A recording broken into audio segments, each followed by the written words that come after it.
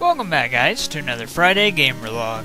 As usual, we'll be talking about the games that I've been playing recently, games that will be coming up in the direct future for YouTube, video game purchases or stuff that I want to buy, and I'll also be talking about my trip out of state some, so without further ado, let's get this thing started.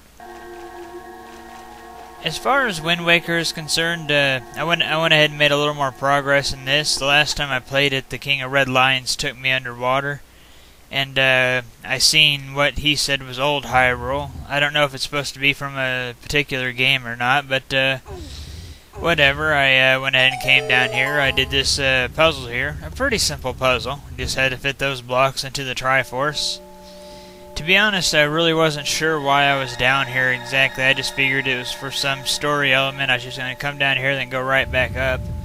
Just kind of a story element of sorts. But after I completed this puzzle and made my way into the dungeon, I knew exactly why I came here. Came here to get the Master Sword.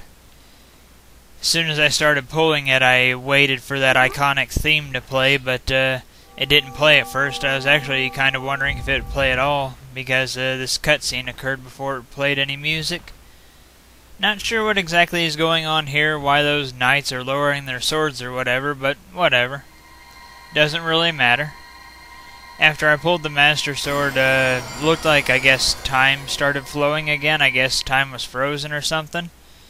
At least that's my guess. But, yeah. Time started flowing again normally, and all the moblins and the Dark Nuts or whatever they are came back to life. Kind of a neat little cutscene. I expected this little area to take longer than what it did, but it really didn't take me all that long. But yeah, after the cutscene occurred, then the music played that I was waiting for. The Master Sword music. I gotta say, I really love the look on Link's face whenever he starts swinging the sword around, or actually after he gets done swinging it around. He's just like, oh yeah. You'll get to see it here in just a second. Yeah, he swings that sword around, then just that look on his face. Oh yeah. That just kind of made me laugh. But as soon as I got the Master Sword, I went ahead and decided to make my way further into this area. Obviously, with time flowing again, I just kind of was under the assumption that I had to kill all the enemies to move on, which I was correct. I killed all the enemies that removed this electric field. I gotta say, I love these little emblem things that the enemies drop sometimes. These things right here. They're really good for collecting your arrows, money, bombs, hearts, stuff like that. So they're kind of a neat thing that was added to this game. But after I defeated all the enemies, I thought that I was moving on in the right direction. I headed out this way, started to cross this bridge, but as I crossed it, I ran into an invisible barrier, and I got knocked back. I love the sound effect that happens whenever you hit that invisible barrier. It almost sounds like a bullet ricocheting off a wall. Kind of made me laugh. But with all that said and done, there really wasn't much else to do here that I knew of, so I went ahead and left. The King of Red Lions told me that the next destination would be the Forsaken Fortress to save my sister. But before I did that, I wanted to go ahead and go back to Grandma and heal her up. So I went back to her. At first I wasn't sure if I really wanted to do that or not, because I kind of wanted to save my fairy for the next boss battle in case I really needed it. But I felt so bad for my grandma that I went ahead and took her the fairy. It was a good thing though too, because she gave me 2 doses of elixir soup, which is pretty nice. I had never heard of such a thing, which it's pretty much just a renamed blue potion. From what I gather anyway, I haven't used any of it, but it says that it fully recovers your health and your magic, so basically it's just another version of the blue potion. Whenever I was out of state, I was talking to my friend about Wind Waker because he likes it a lot, and he told me that I had missed rescuing Tingle, which I knew that Tingle was in this game, and I knew that you could get the Tingle tuner because he showed it to me years ago and I played around with it, but I didn't know where Tingle was or where I could rescue him or whatever, but he told me where I could do it, so I went ahead and made my way towards Tingle and I rescued him. The tingle tuner is pretty neat. It's one of my favorite things about Wind Waker. I haven't used it very much, but I probably will. It's a pretty neat little thing in Wind Waker. I was never fully sure if I beat Link's crossbow training. I mean, I know it's just a spin-off game and everything, but I figured, you know what the heck, I've been doing all the Zelda games lately. I may as well go ahead and go through this one. Even after putting the game in and looking at all the files, I still had no clue if I'd beaten it or not, because I never used my me that I usually use, so I went ahead and just started a new file. The game's pretty short. You can beat it in like probably 15-20 minutes. But that's to be expected because this is basically like a tech demo of sorts. A really fun one though. I really like this game. The first time I completed the final stage, I didn't beat the boss here. Instead, I ran out of time, but I wasn't satisfied with that. If I want to beat the game, I want to actually beat that boss. Strangely enough, though, I got a higher score on the run of this stage whenever I didn't beat the boss. So that was kind of interesting, but really I'm not going for super high scores. I'm just kind of going for platinum medals. Which, after completing the final stage, I didn't have all platinums, but I went back and did a little more work, and I got platinum in everything except for level 7 and level 8. In level 7, the underground target practice, I can do fairly well with that. I did this run of the underground target practice just the other day, and I did pretty well. I think that I could have probably had platinum if I didn't get kind of screwed over. In the second part of the stage, you look at these targets from another angle, and a gold target started to pass by me, and I shot at the gold target, and the gold target disappeared after I'd shot, so I got kind of screwed out of my multiplier right there.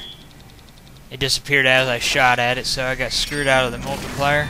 If that didn't happen, I think that I probably could have had a platinum in this stage, but that's okay. But like I said, I really enjoy this game. I think that it's a lot of fun, especially just for the $20 that I paid for it back whenever this game was pretty much new. So yeah, that's really neat. As far as I'm concerned, the Zapper comes free with this game, not the game comes free with the Zapper. But Stage 2 in level 7 here, I really didn't know a good strategy for fighting the enemies in it. You have to fight off these City in the Sky Defender aerial foes or whatever. I haven't played through Twilight Princess, so I'm not too familiar with all the enemies in that game.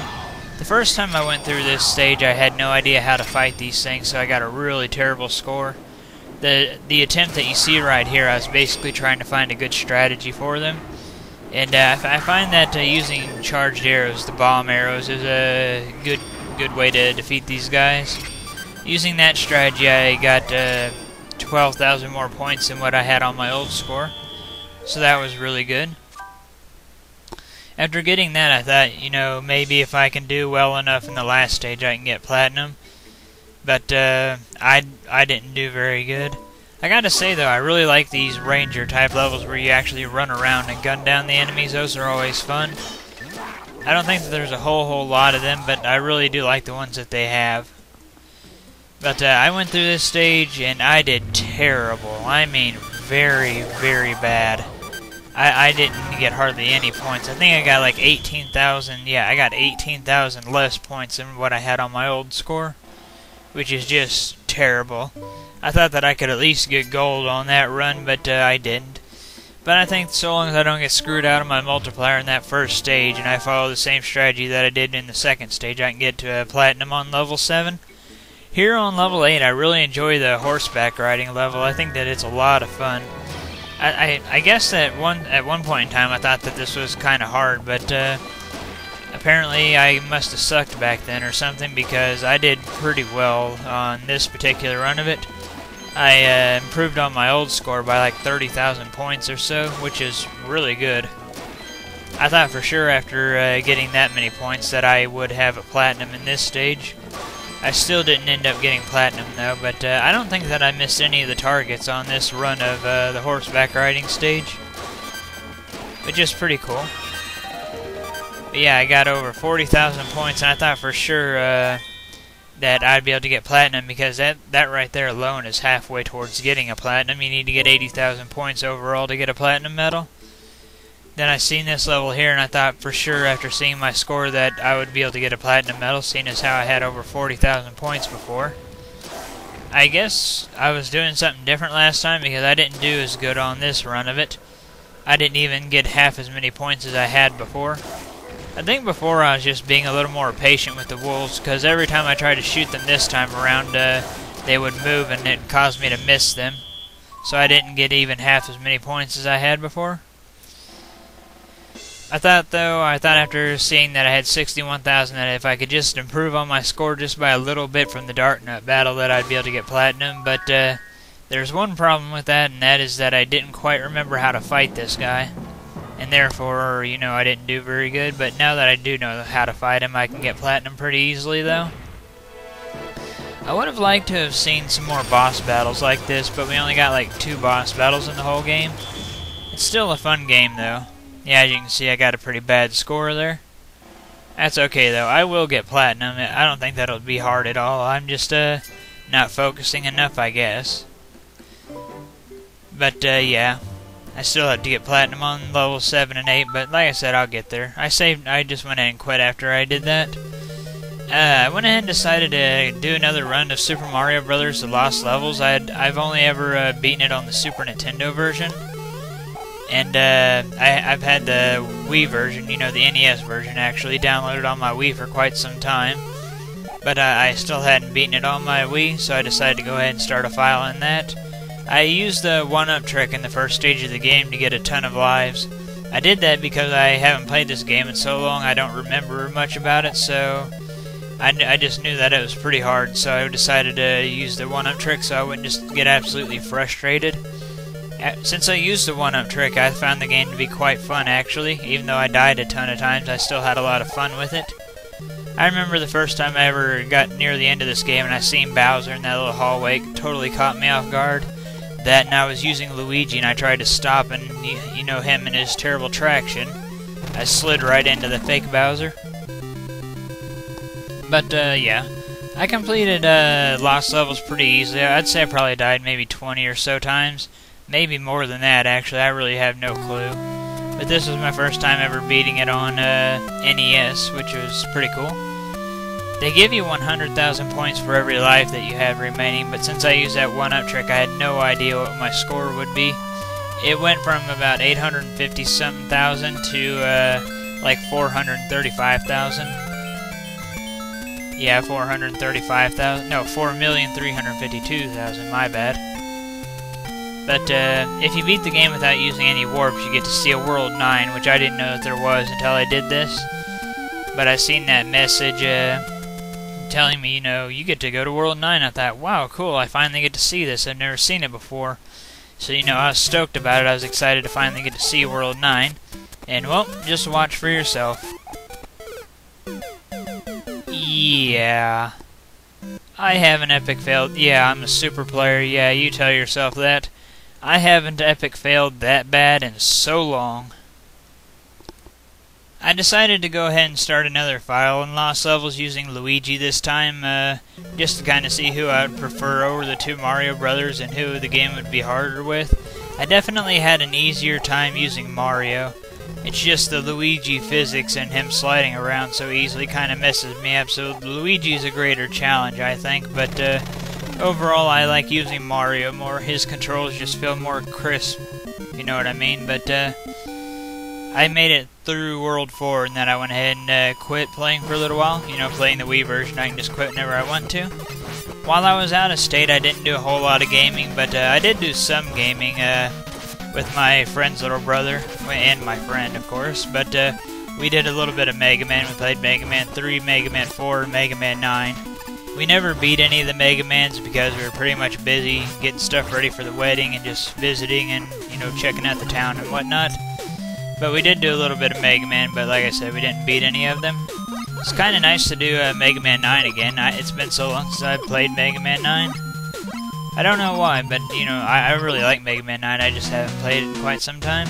I really like Splash Woman stage here. I like how you can see the light shining in from above. That's pretty neat. Splash Woman herself is pretty cool. I'm not saying that just because, you know, she's the first female robot master ever or whatever. To me, they're just robots. They don't really have genders anyway.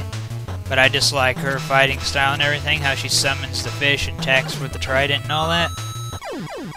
But yeah, doing some Mega Man was pretty fun. If you're wondering how we were playing together, we just took turns between the stages and whatnot.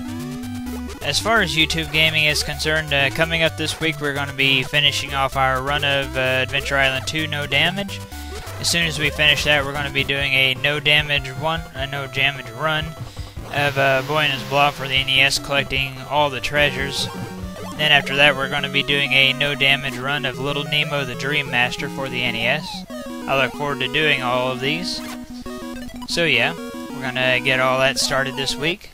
As far as video game purchases goes, I talked last week about how I'd like to get The Legend of Zelda Spirit Tracks for the Nintendo DS.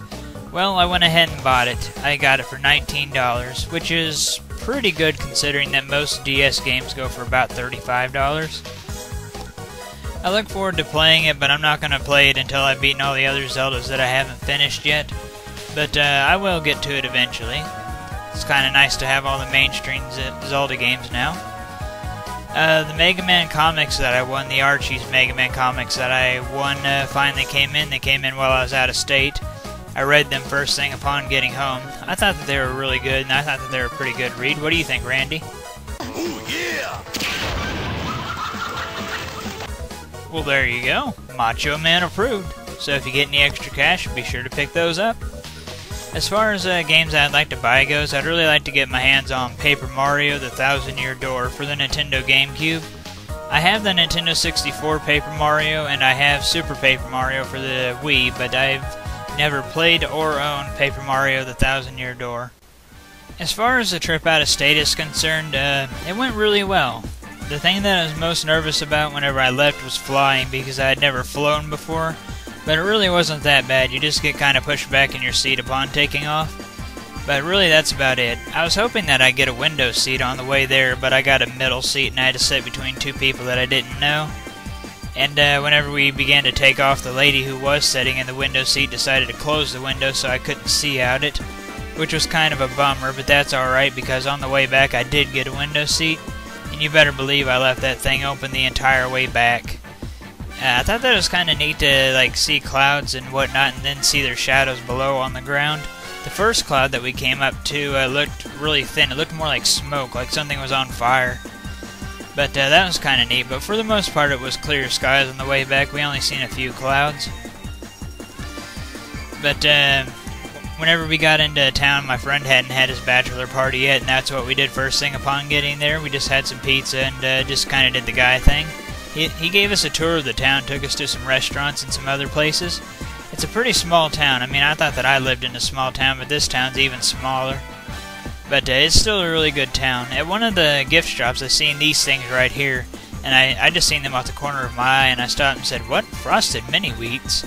And that, to me, that's what they look like. They look like somebody got some Frosted Mini Wheats and took a couple of handfuls out and was selling them for $1.95 each. But my friend got a kick out of that, and he took this picture. First thing that I asked him upon getting there was if they had a lot of cactuses, and he corrected me and told me that it's cacti, which I know that it's cacti. It's just out of habit that I call it cactuses. We came up with a combination word, though, cactiasis, which is a pretty cool word. It sounds like a god of the desert, cactiasis. But yeah. As far as the wedding is concerned, the wedding went really, really well. I was a groomsman in the wedding. I was a little nervous because I've never actually played a part in a wedding, so I didn't really know what I was supposed to do or anything. I didn't know where I was supposed to stand, where I was supposed to line up, who I was walking with, or anything like that, but it wasn't really that hard at all. I was still a little nervous about it, but overall I think the wedding went really, really well. I'm really happy to see my friend get married. I've known him since we were juniors in high school. We didn't actually start hanging out and talking until we were seniors in high school, though. But I've known him for 6 or 7 years now. I've known his wife now for 3 years. And I think she's awesome, and I'm very happy to see that she married my best friend. I'm really, really happy for the two of them. Right now, the two of them are on their honeymoon, obviously. They just left a few hours after the wedding got over. They're in Paris, and they're also going to visit Germany. So I'm sure that they're having fun and everything. She has a really nice family. They pretty much took care of me and the other people that came from my friend. He only had 4 people coming for him on his side. He just had one of his little brothers, his older brother, me, and his dad. So yeah, he didn't have very many people coming. His mom and his little sister watched the wedding over Skype, over the computer. And his friend's mom watched over the computer as well. But yeah, like I said, she has a really, really nice family. They didn't have to take care of us and help support us while we were there, but they did it anyway. They gave us a place to stay, they gave us food to eat, and everything else. She has a very, very nice family.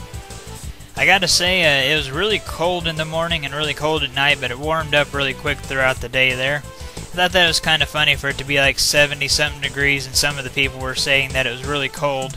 But to me, that's really warm, really nice weather. But I had a really great time on the trip and everything. It was really great to see my friend again, and it was really great to finally get to meet his wife in person. Like I said, though, I've known her for 3 years, and I talked to her quite a bit, so I've already known her. It's just that I met her in person for the first time. That was nice. But yeah, like I said, the trip went really well, and coming up this week as far as YouTube gaming is concerned, we're going to be doing Adventure Island 2. We're going to be finishing that off. Then we're going to be doing A Boy and His Blob, which will be a really short run, and then we'll be doing Little Nemo the Dream Master. And well, that's all for this Friday Gamer Log, and I'll see you guys next Friday. Thank you for watching.